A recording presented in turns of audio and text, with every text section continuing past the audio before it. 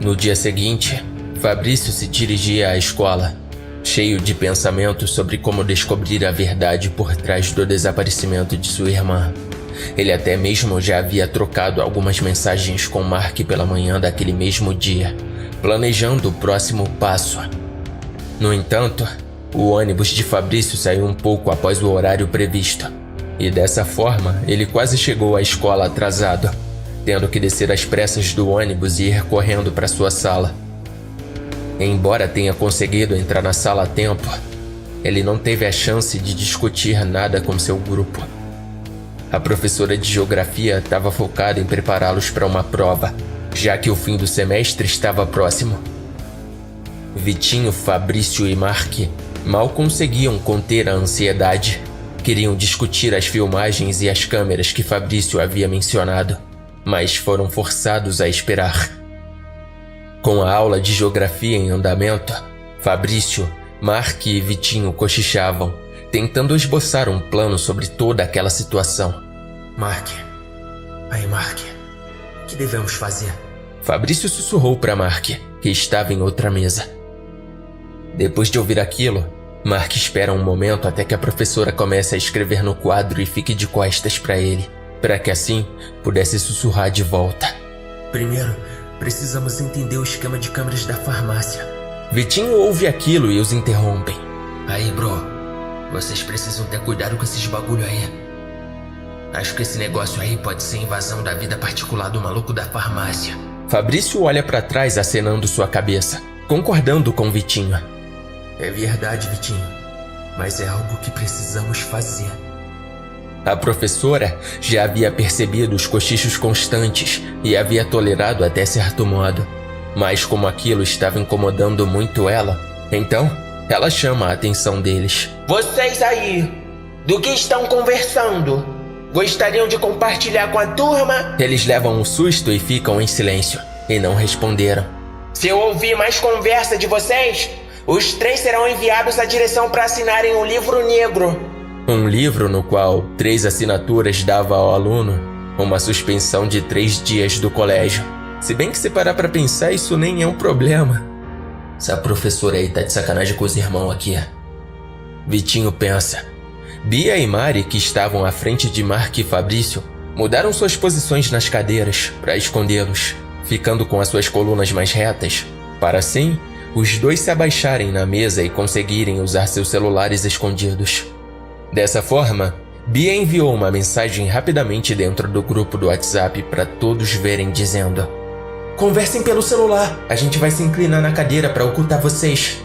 Com essa ajuda inesperada, Mark e Fabrício perceberam a dedicação de suas amigas para eles conseguirem planejar tudo aquilo. Depois de algumas horas, finalmente o intervalo começou. Os 5 amigos se reuniram atrás do ginásio, onde podiam discutir discretamente o próximo passo do plano. Fabrício foi direto ao ponto, dizendo para Mark: você falou sobre analisar as câmeras, certo, Mark? Mark começa a explicar para todos a sua ideia. Sim, muitas câmeras de segurança possuem aplicativos que permitem acessá-las remotamente. Ouvindo aquilo, Mari questiona, dizendo: mas como a gente vai obter as credenciais de acesso às câmeras? Como login e senha deles? Teríamos que invadir as contas, certo? Bia continuou. Mark sorriu. Calma, me deixa explicar. Vitinho, ouvindo aquilo, responde Mark: nos diga, gênio da informática. Existem câmeras que utilizam um QR Code para acesso. QR Code. Se tivermos o aplicativo instalado em nosso dispositivo, voa lá. Conseguimos o acesso imediato às câmeras. Um simples QR Code. Isso faz sentido. Mas isso não é invasão de privacidade? Sim, é. Algumas câmeras oferecem essa opção, apesar de quebra de segurança. Pelo menos as câmeras antigas possuem esse tipo de falha. Talvez as novas não tenham. Fabrício começa a pensar e pergunta para Mark: certo, mas aonde poderia ficar esse QR Code? Geralmente atrás da câmera, próximo à fonte de energia. Tu sabe até a posição do QR Code. Tá maluco, meu irmão. Tecnologia é minha paixão, menor. Aí, só pra adiantar, você tem foto de algum modelo de câmera que possui QR Code atrás? Bem, deixa eu pesquisar aqui. Calma aí. Olha só. Esse tipo de câmera aqui, essa essa e essa. Bom, geralmente elas têm QR Code atrás. Uma puta falha de segurança. Calma aí.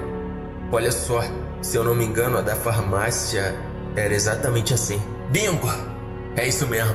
A chance de ter um QR Code lá atrás é alta, hein? Agora basta baixar o aplicativo e apontar a câmera do celular. E a gente terá acesso às filmagens.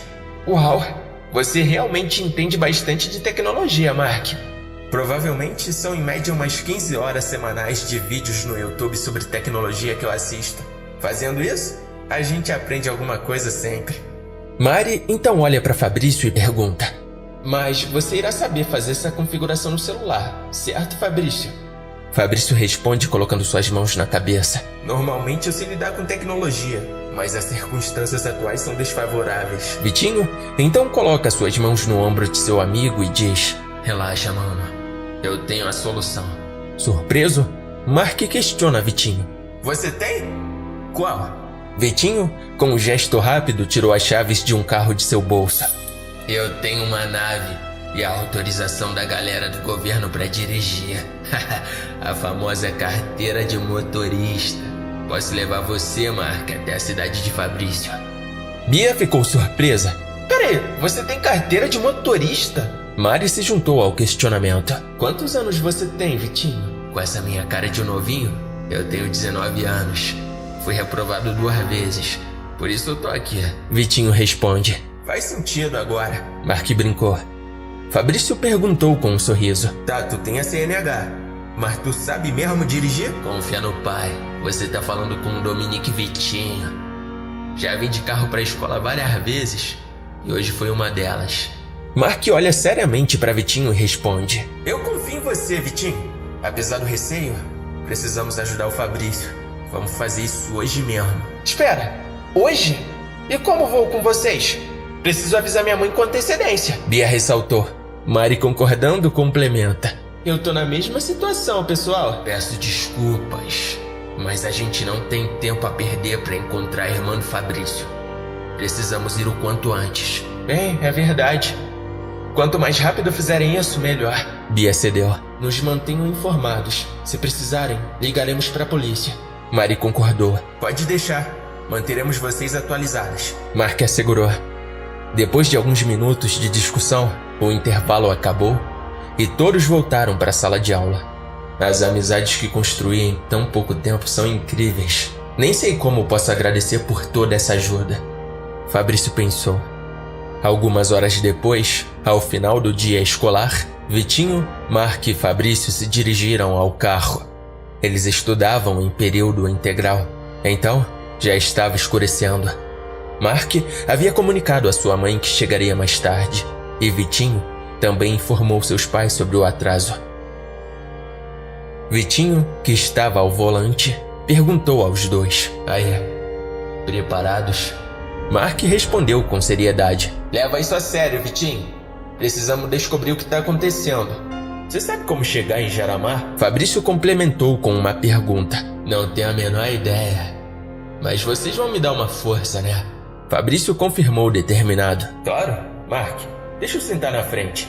É importante a gente não se perder no caminho, tá ligado? Mark assentiu e eles trocaram de lugar, com Fabrício agora ocupando o banco dianteiro. Ele lançou uma pergunta a Vitinho. Pera aí, como é que você não conhece o caminho para Jaramar? É logo aqui do lado, cara. Vitinho respondeu rapidamente, defendendo-se. Pô, Fabrício, só porque Jaramar é vizinho não quer dizer que eu tenho que saber o caminho de cor, né? Nunca fui lá, mas tô planejando dar um pulo lá em breve, depois de hoje, quando rolar um tempinho pra eu estudar a área. Fabrício concordou com um aceno de cabeça e prosseguiu. Tá bom, tem razão. Após aquilo, Vitinho ligou o carro e eles finalmente saem da escola e seguem rumo a Jaramar. A viagem normalmente levaria de 30 a 40 minutos, mas Vitinho, que sempre gostava de velocidade, completou o trajeto em 25 minutos. Embora Fabrício e Mark tenham pedido para ele dirigir mais devagar, Vitinho era teimoso e preferia seguir sua própria abordagem, utilizando sempre velocidade acima da permitida por lei. Chegando à cidade, eles se dirigiram devagar para observar o local. Enquanto aquilo acontecia, Mark e Vitinho sentiam uma energia sombria pairando. Algo que talvez Fabrício não sentia por já estar acostumado com aquela sensação. Com a noite se aproximando, o clima ficou mais frio e escuro, e eles continuaram a dirigir lentamente, sabendo que estavam chegando à farmácia. Finalmente, eles avistam uma que estava na avenida, e dessa forma, Mark pergunta: Aquela ali, é essa a farmácia, Fabrício? Fabrício confirmou acenando a cabeça. Sim, é ali. Vitinho então estaciona seu carro, e eles começam a se preparar para falar com os funcionários da farmácia. Mark já estava com o celular em mãos, com os aplicativos prontos para serem utilizados para investigar as câmeras. Antes de saírem, Fabrício começa a olhar para o lado de fora do carro, quando ele percebe algo. O carro estava estacionado em uma parte da avenida, onde havia diversos estabelecimentos e lojas de sapatos e roupas que estavam com as luzes de suas lojas apagadas, pois eles fechavam às 6 horas, e já tinha passado desse turno. Dessa forma, naquela avenida havia realmente um clima de terror e escuridão. E, um pouco à frente deles, novamente a criatura se fez presente aos olhos de Fabrício. O monstro sem rosto, com o terno escuro e sua gravata prateada que era inconfundível aos seus olhos. Olha ali, no mercado, aquela coisa tá lá, é o Arajá. Mark e Vitinho olham rapidamente para a direção do mercado, mas não veem nada. Mark tenta acalmar Fabrício. Fabrício, não tem nada lá, se acalma, por favor. Aquilo durou cerca de 3 segundos e desapareceu. Assim, deixando Fabrício mais nervoso do que ele já estava. Eu tenho certeza do que eu vi. Vitinho coloca suas mãos no ombro de Fabrício e responde: Antes da gente entrar na farmácia, eu posso falar uma coisa pra vocês, irmãos? Mark e Fabrício acenam com a cabeça e aguardam para ouvir o que ele tinha a dizer. Arajá é um ser paranormal extremamente perceptivo. Ele atormenta suas vítimas até que fiquem aterrorizadas, levando algumas ao ponto de suicídio. Quando isso tá prestes a acontecer, ele a sequestra, segundo os meus conhecimentos. Fabrício, que estava atordoado, então diz: Mas por que ele raptaria minha irmã? Arajá se alimenta do medo, literalmente. Acredito que seja por isso, mano. Ele tá se fazendo presente pra você com frequência, porque tá se alimentando de você. Vitinho, como é que você tá tão confiante disso? Mark perguntou com ceticismo. Vocês não conhecem meus corres. Eu tenho uns bagulho pra lidar com essa criatura, mas antes, precisamos ver as filmagens. Dessa forma, os 3 vão para a farmácia, e enquanto Fabrício e Vitinho distraíam o dono do estabelecimento, Mark, usando a senha do Wi-Fi da farmácia, que havia conseguido lendo a placa senha Wi-Fi do local, ele consegue localizar as câmeras na rede, mas percebe que precisaria de um login e senha para acessar as filmagens antigas. Dessa forma, ele olha para trás, faz um assobio para Vitinho, que entende na hora, e faz o que Mark havia pedido. Vitinho olha para o dono da farmácia e diz: Vocês têm clorfeniramina? Eu acho difícil ter esse remédio por aqui. Vou dar uma olhada aqui atrás, tá? Dessa forma, não havia ninguém dentro da farmácia e nenhum funcionário vigiando à frente dela. Assim, Mark se aproxima de uma das câmeras e olha o QR Code com a inscrição Autologin, indicando que poderia usar o QR Code para acessar as câmeras. Achei você, pensa Mark. Ele se afastou um pouco da câmera e tirou uma foto nítida do QR Code com seu celular. Em seguida, comunicou a Vitinho e Fabrício. Assim, rapidamente os 3 saem da farmácia, e após 2 minutos, o dono da farmácia volta, percebendo que estava sozinho no local. Foi difícil, mas eu acho... Ah, pelo amor de Deus, moleques lazarentos. Dentro do carro, Mark havia conseguido acessar o sistema das câmeras da farmácia. No entanto, o carregamento dos vídeos estava demorando um pouco devido ao sinal de internet ruim daquele lugar. Demora um pouco, mas depois de alguns minutos de espera, os vídeos finalmente foram carregados. Assim, Mark pergunta para Fabrício o possível horário do desaparecimento, demorando mais algum tempo até encontrar uma parte do vídeo onde Micheline aparece. Dessa forma, Após eles acharem o frame correto, eles observaram atentamente. E após alguns segundos, eles fazem uma descoberta e veem algo que os deixa atônitos e apreensivos. No vídeo, Micheline caminhava à frente da farmácia quando uma figura alta e escura surge. Vestida com uma touca negra e roupas escuras, a figura apareceu por trás de Micheline. Quando ela olha para trás e nota a figura, uma interferência forte toma conta da imagem por 2 segundos, como se a criatura fosse responsável por aquilo. Quando a imagem volta ao normal, ela mostra apenas a figura escura encarando a câmera, com o que pareciam ser um pequeno par de olhos que sangravam lentamente.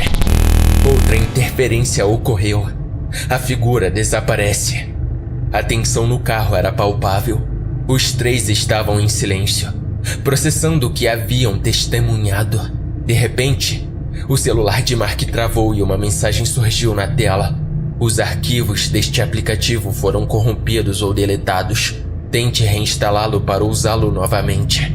A cena deixou todos eles inquietos. O quê? O que aconteceu com meu celular? Mark exclamou.